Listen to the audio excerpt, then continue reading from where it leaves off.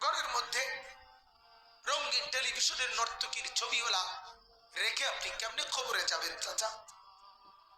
ও বলেন না, চায়ের দোকানে বিড়ি খাইতে খাইতে কেমনে খবরে যাবেন? বলেন না, জীবনের কামাই বলেন না বাপ, এই অর্থবিত্তের কি ফায়দা হইল বলেন না আমাকে? দয়া করে রহম করেন। যুবক তুমিও রহম করো, বাপ আপনারাও আপনাদের উপরে রহম করেন। হযরতে নূহ আলাইহিস সালাম, শুনতেছেন আমার কথা? নূহ আলাইহিস সালাম, হযরতে নূহ, কোরআনুল কারীমের মধ্যে আছে, যখন নৌকা ছেড়ে দিবে আল্লাহ তাআলা তুফান দিচ্ছে, তখন উনি ওনার ছেলে কেনান কাফের ছেলেটাকে বলছে, বাপ ও আমার সন্তান, ইয়া বুনাইয়ার কাম মা'না, আরে বাপ আয় না, এখনো সুযোগ আছে বাপ, তুফানের পানি চলে আসছে বাপ, এখনো সুযোগ আছে, আমার নৌকায় উঠে আয় না বাপ। ছেলেটা বলছে, না আমি তোমার নৌকায় উঠবো না, সাআবি ইলা জাবালিন ইয়াসিমুনি মিনাল মা, আমি ওই উঁচা পাহাড়ের গিয়ে আশ্রয় নেব, ওই পাহাড় আমাকে তোমার ক্ষুধার পানির থেকে বাঁচাবে, এত উপরে পানি যাবে না। হযরতে নূহ নবী বললেন, না রে বাপ, না রে বাপ, আজ কেউ আল্লাহর আযাব থেকে বাঁচাইতে পারবে না। এভাবে টানাটানি কোরআনে আছে, বাপ টানতেছে নৌকায় উঠাইতে ঈমান পড়াইয়া, ছেলে ঈমান আনেও না উঠেও না, টানাটানির মধ্যে আল্লাহ তাআলা বলেন, ওয়া হালা বাইনাহুমাল মাওজু ফাকানা মিনাল মুগরাকিন, একটা জোরে পানির ঢেউ আসছে, এক ঢেউয়ে বাবার সন্তানকে চিরতরে আলাদা করে দিছে, সন্তান ডুবে গেছে। আল্লাহ পাক শিখাইছে, দেখো এক বাবা তার সন্তানকে শেষ মুহূর্ত পর্যন্ত ঈমানের দিকে আনতে চেষ্টা করছে, এটা বাবার জিম্মাদারি, এটা বাবার কি? আমার ছেলে নামাজ পড়ে না হুজুর, আমি কিটা করতাম? না আপনি বইয়া বইয়া চা দোয়ানে পান খান আর বিড়ি খান, এটা আপনার বর্তমান কাম। যেহেতু আপনার ফুলা নামাজ পড়ে না, আপনি আর কিরবেন? আপনি বিড়ি খাবেন, আপনি বন খাইবেন, আপনার বউ যখন পর্দা করে না, আপনি অন কিরবেন, আপনি মানুষের বেটি চাইবেন। ও মা, তো আপনার বেটির যখন মানুষে চায়, তা আপনি কাজের বইয়ে থাকতেন। আপনি গিয়ে টেলিভিশন চান, সাদওয়ানে গপ মারেন, নিজের বিবির দিন নাই, ছেলে মেয়ের দিন নাই, উনি গিয়া পুরা গ্রামের মানুষের বদনাম করে বইয়া বইয়া সাতো খান। এই বদভ্যাসের মানুষ আছে কিনা বলেন না? ও বেড়া বালানা, বেড়ি বালানা, মেম্বার বালানা, চেয়ারম্যান বালানা, এতে বালানা, হেতে বালানা, এই বিড়ি খায়, বন বিড়ি খায় এগুলো, আর এই বসা বসা বসা বসা 14 গোষ্ঠীর যত বদনাম আছে এগুলা করে বসে। অথচ এই সময়গুলো যদি কোন আল্লাহওয়ালার সোহবতে আল্লাহ তাআলার জিকির করত, তো জামানার জুনায়েদ বাগদাদি হয়ে যেত। আফসোস। এজন্য আমার বাপ, আমি আপনাদের কাছে বললাম, হায় হায়, আমি আপনাদের কাছে বললাম, কারদে হাসানা, আল্লাহ তাআলা চাচ্ছেন আমার বান্দা কে আছো তোমরা, আমাকে উত্তম ঋণ দিবা, মানে ইবাদত, আমার প্রত্যেকটা ইবাদত আমাকে ঋণ দেওয়া, বিনিময়ে আমি অগণিত কোটি গুণ নেকি তোমাকে ফেরত দেব। এখন একটি প্রশ্ন হইল, ইবাদতকে ঋণ বলা হইল কেন? কথা বুঝছেন কিনা?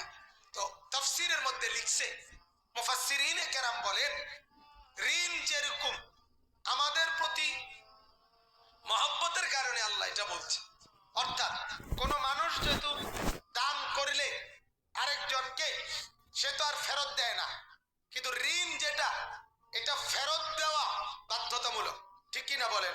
তো আল্লাহ বলছে, বান্দা বিশ্বাস করো, তুমি আমাকে নামাজ, রোজা, হজ, যাকাত, জিকির, তেলাওয়াত, হালাল হারাম মেনে চলা, এই আমলগুলো করা মানে তুমি আমাকে ঋণ দেওয়া। আমি যেন তোমার থেকে ঋণ নিলাম, বিনিময় ওয়াদা দিলাম, ঋণ যেরকম ফিরাইয়া দেওয়া বাধ্যতামূলক, তোমারে জান্নাত দেওয়া, নেকি দেওয়া আমার জন্য বাধ্যতামূলক। এবার বিশ্বাস হয়নি তোমার,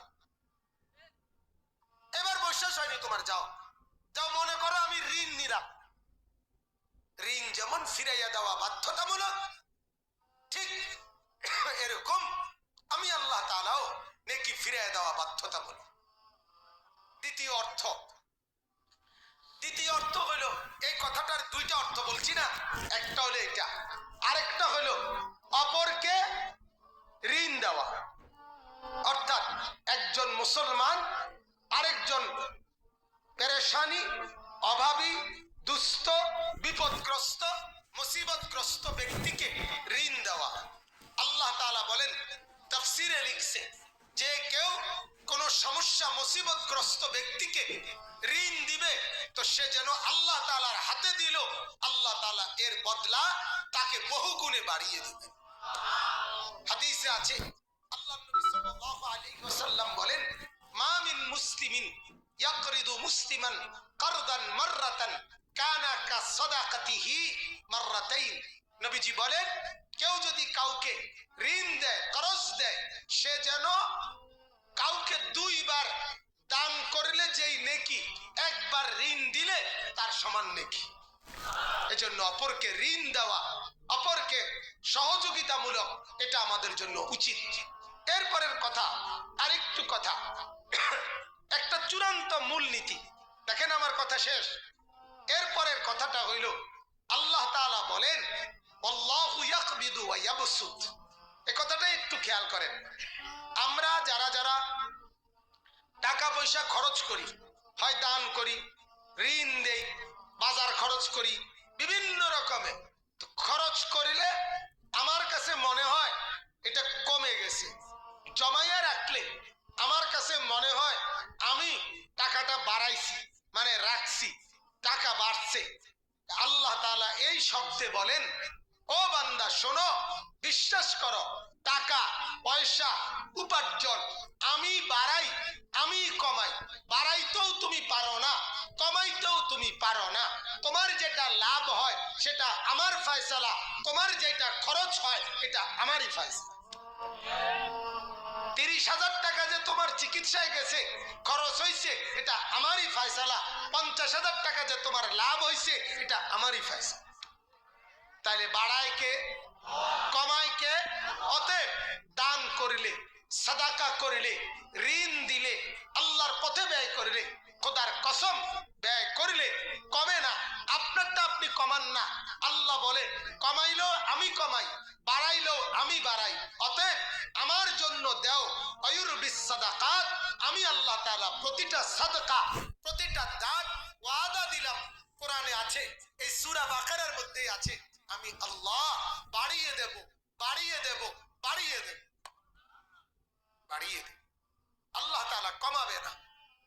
এজন্য সর্বশেষ কথা হলো, ওয়া ইলাইহি তুরজাউন। আল্লাহ তাআলা বলেন, তিনটা কথা বলছে। এক নাম্বার, আমাকে উত্তম ঋণ দাও, মানে আমার ইবাদত করো, বিনিময়ে বহুগুণে নেকি আমি তোমাকে দেব। দুই, অথবা কোন মানুষকে ঋণ দাও, বিনিময়ে আমাকেই দিবা, আমি নিলাম, আমি তোমাকে এর বিনিময়ে বহুগুণে নেকি দিব। তারপরে বললেন, সম্পদ বাড়ানো আমি করি, কমানো আমি করি। এরপরে আল্লাহ বলেন, বান্দা আমার কথা মানো কিংবা নাই মানো, দান করো কিংবা নাই করো, টাকা জমা করো আর খরচ করো, এটা মনে রাখো, ওয়া ইলাইহি তুরজাউন। আজ হোক কাল হোক, আমার ফয়সালা মতো সময়ে আমার কাছেই তোমাকে ফেরত আসতে হবে। টাকা আছে অতএব মরতা না, টাকা নাই অতএব মরে যাইবা, বিষয়টা এমন না। বিষয়টা কি এমন না। আল্লাহ তাআলা বলেন, আমার ফয়সালা, আমার কাছেই তুমি ফেরত আসবা, কাজে ভুল করো না।